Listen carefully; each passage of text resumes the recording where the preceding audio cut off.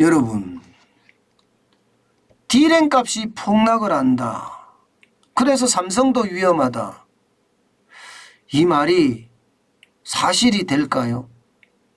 저는 가능성은 좀 낮지만 사실이 될 가능성이 굉장히 높다고 봅니다. 가능성은 낮지만 사실이 될 가능성도 있다 이 정도로 보죠. 높다고가 있다 이 정도로 보겠습니다. 자, 여러분 이거 한번 보세요. 3분기 D램값 하락폭 전망입니다. 예. 최대 18% 하락한다는 전망이 나왔습니다. 물론 전망이에요. 예. 전망이기 때문에 이게 현실화된다는 것은 뭐 완전하게 그렇게 된다 이렇게 이야기할 수는 없습니다. 시장이라는 것은요. 3분기가 아무래도 7, 8, 9월이 3개월이 되니까 점점 달라질 수도 있겠죠. 그런데 여러분 이게 보시는 것처럼 적게는 13% 많게는 18%라는 것이고요. 원래 당초 전망보다 높아졌다는 게 문제예요. 포스가 이게 전망을 하는 건데요. 기존에는요. 3분기 전망이 3%에서 13%까지 떨어질 거다 이렇게 예상을 했지만 그 폭을 늘렸습니다. 13%에서 18%로. 4분기도 지금 폭을 늘렸어요.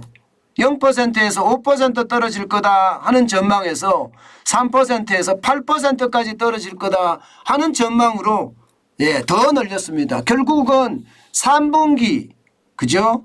4분기 D램의 가격이 떨어진다는 이야기가 되는 건가요? D램의 가격이. 그만큼 말입니다. 시장의 위험이 상존을 한다는 거예요. 지금 D램의 가격이 떨어진다는 것은 두 가지로 해석을 할 수 있을 것 같아요. 하나는요. 전 세계 경제가 침체로 들어섰다 이렇게 해석할 수가 있고요. 침체로. 또 하나는요. 경쟁자들이 굉장히 많아졌다 이렇게 해석할 수도 있습니다. 물론 D램을 가지고 삼성전자와 SK하이닉스만 경쟁하는 것은 아니거든요. 전 세계 반도체 회사들이 다 경쟁을 하거든요. 그런 경쟁하는 회사들의 어떤 기술력은 나날이 발전하고 있고요. 삼성전자는 초격차 기술로 도망가고 있기는 해요. 그런데 여러분 알다시피 다다익선이라는 말도 있잖아요. 급할 때는요. 싼 거고 비싼 거고 안 가리고 쓸 수밖에 없습니다.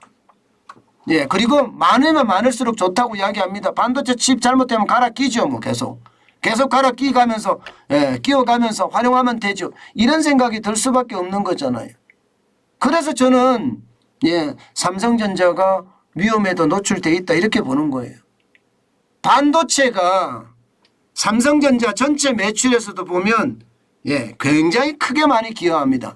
대한민국 전체에도 많이 기여하지만 삼성전자 내에도 많이 기여합니다. 대한민국 전체에는 적게는 16%에서 많게는 20%까지 대한민국 전체 수출이 차지하는 비중이 그 정도 되잖아요. 엄청납니다. 그런데 이게 삼성전자 내에도 반도체 비중이 큰데 이 비중이 떨어지면 저는 위험이 될 수 있다고 생각을 합니다. 실제로 말입니다. 반도체 가격 떨어지는 거 보세요. 지난 4월 3일에 반도체가 D램입니다. DDR4 8GB입니다. 그 기준으로 보면 3.637달러에서 2.607달러까지 떨어졌습니다. 굉장히 많이 떨어졌죠. 진짜 많이 떨어지는 겁니다. 적어도 1달러가 넘게 떨어졌으니까 말입니다. 1달러가 넘게 굉장히 많이 떨어진 겁니다. 낸드 플래시 메모리도 지금 마찬가지예요. 계속 떨어지고 있습니다. 낸드 플래시 메모리는 MLC 128 기가바이트 기준입니다. 6.195달러에서 지금 8월 10일 기준으로 5.553달러까지 떨어졌습니다. 그러니까 우리가 강점인 D램의 어떤 가격이 실제로도 떨어지고 있는 거죠. 이대로 보면 폭락이라고 이야기할 수가 있습니다. 폭락이라고. 예, 폭락이라고.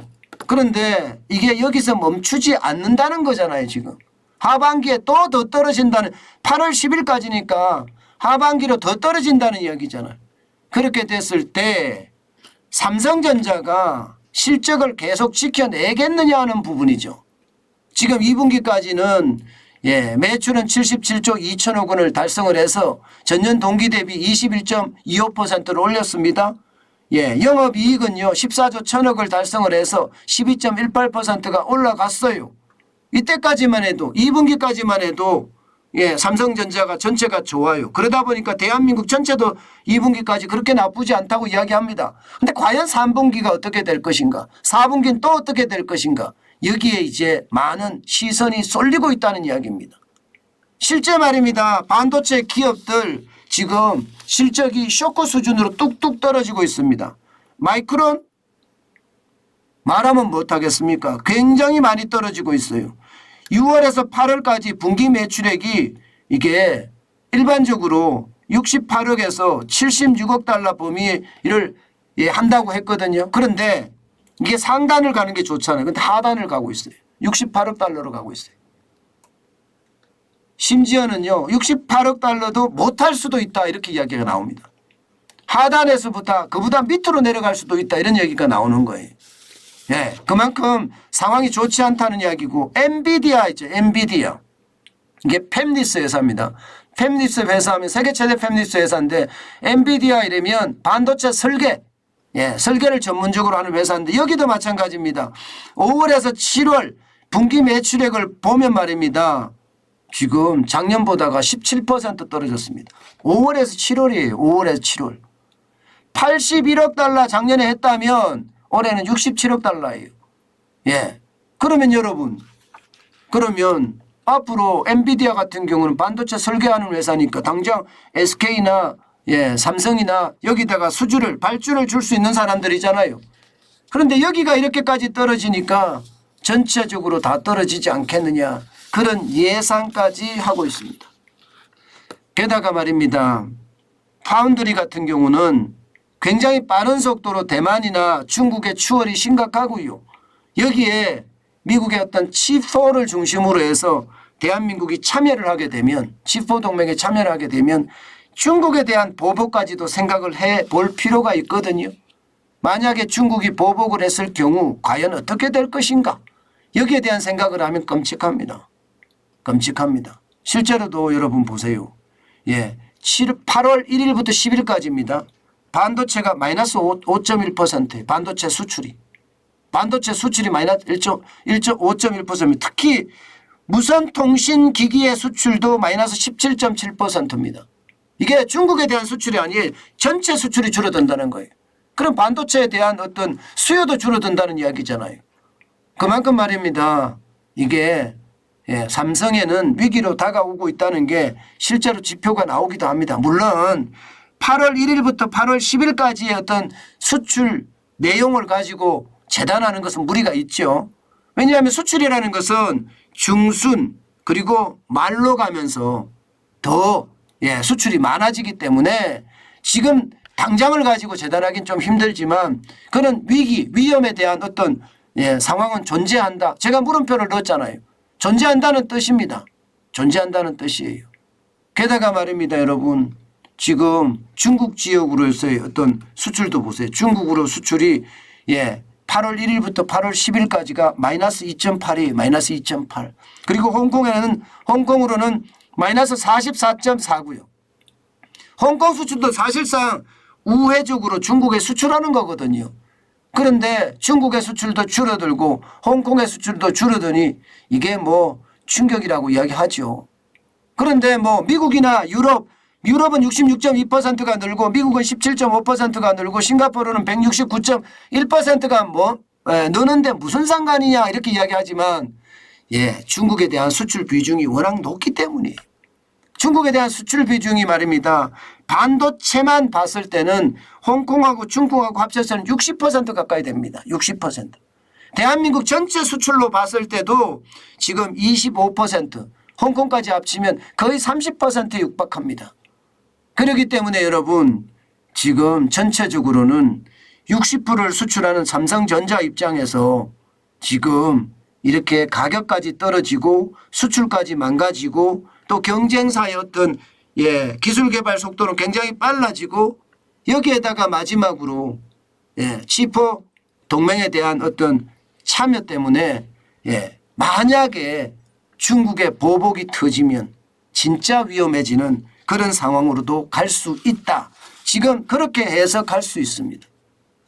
저는 그만큼 말입니다. 지금의 어떤 그 위기가 큰 위기로 발전할 가능성이 굉장히 크다고 봅니다.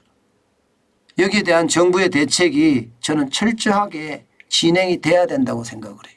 그러면 좀 나아지지 않을까 그렇게 저는 예상해 봅니다.